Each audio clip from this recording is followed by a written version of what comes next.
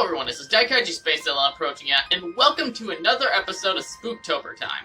Today, we're gonna take a look at the Mothman. Regardless of how old you are, there's a great chance that you at least heard the legend of the Mothman. This mysterious entity has been reported to have been seen since 1966, with two young couples claiming they saw a large gray creature whose eyes glowed red when the car's headlights picked it up. They described it as a large flying man with 10-foot wings following their car while they were driving in an area outside of the town known as the TNT area, the site of a former World War II munitions plant. The most well-known case here is the bridge collapsing tragedy back in 1967 that killed 46 individuals. Nobody knows this thing's intentions, nor do we have any idea what it is or where it's from. All anyone could do is speculate, which is why so many people, myself included, been fascinated, yet creeped out with the Mothman for so many years. Is this thing real? Nobody knows. All we got is its sightings and a few photos taken of a dark flying creature from 2016, published by Watcha TV. The popularity of this legend also spawned a book called The Mothman Prophecies, which got a more famous film adaptation a few decades later, and even his own festival and statue. Naturally, the Syfy channel took advantage of this and took a spin on the Mothman. While the Mothman Prophecies was more of a horror thriller that relied on suspense and showing him as little as possible, Syfy's Mothman, as expected, was a monster flick that relied much more on its winged antagonist. And that's fine and all, but the issue here is, this film sucks. A prank gone wrong results in a boy drowning and his four friends cover up the incident. A decade later, the culprits find they are being hunted by a mysterious creature that can emerge from mirrors and is seeking retribution for their childhood crime. The explanation for this Mothman having the bridge collapse was a nice touch, since the film wanted to keep the legend intact, so leaving that question unanswered would have just been confusing. Film moves at an appropriate pace, not force-feeding anything down your throat, but not overstaying its welcome. But the story does raise a few questions. Like, if Frank's blind, why the fuck is he firing a gun?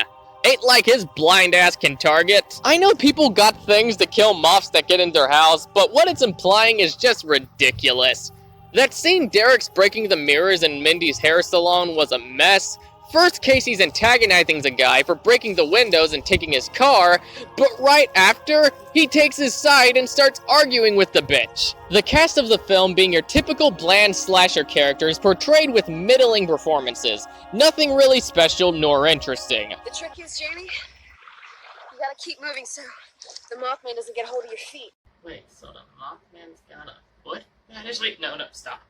I will say Frank Waverly, played by Jerry Liggio, is the best part of the movie. His character has more depth than the others, and how serious the actor took the role was just remarkable. It's all in the eyes. All in the eyes.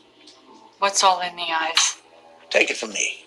No one truly believes in the Mothman until it's staring him straight in the eyes. You be no different. Come on in, have a seat. I'm not gonna bite you. The Mothman design is creepy, and I liked how they kept the origin of him being spawned from Chief Cornstalk, and made that the reason why he can only enter our world through reflection, but he's brought to life by cartoonish digital effects. CGI looks about on par with the kind used in the first Gallo series, which was great for TV CG of 2004 to 2005.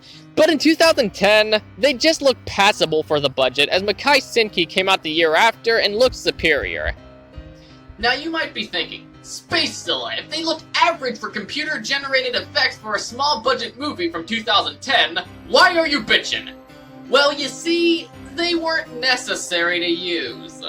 They literally could have used Suitmation or something else on most occasions. Now, I'm not saying there isn't a few shots where it was the only option, but a good chunk of them didn't need it, leaving no excuse for them to choose the cheap-looking route. Now, to the film's credit, the gore is convincing.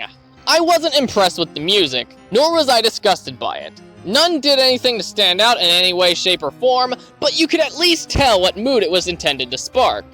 With the exception of the Mothman design and scary ability to catch people, the scares are kinda lame. Every single kill was so piss poor, it was just sad. They didn't even use the proper tension.